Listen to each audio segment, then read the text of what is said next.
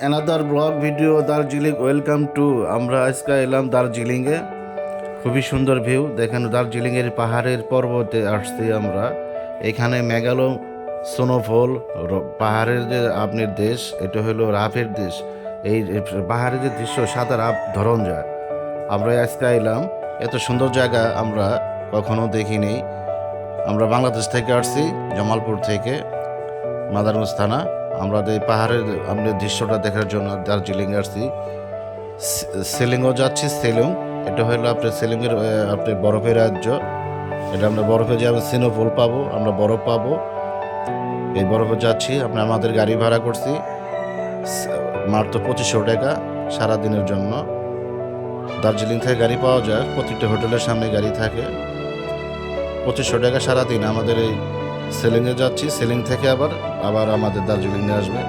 আমরা আবার দার্জিলিংয়ে থাকবো।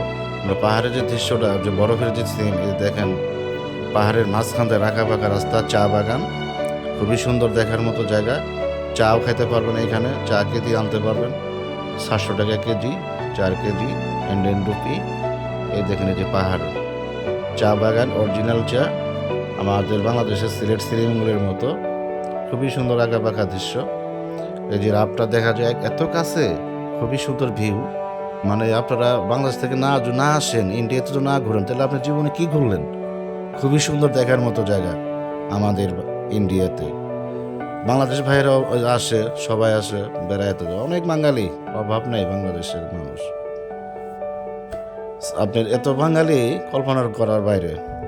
এই যে এখানে বড় বড় রিসোর্ট আছে, এগুলি রিসোর্টে আপনারা থাকতে পারবেন। এই খুব সুন্দর দেখার মতো রিসোর্ট, খুবই সুন্দর। ভিতরে অনেক সুন্দর, পরিষ্কার, পটিপাটি দেখার মতো জায়গা। এত সুন্দর খাট, খুবই সুন্দর দেখার মতো জায়গা, খুব সুন্দর বাথরুম। এই যে দেখেন,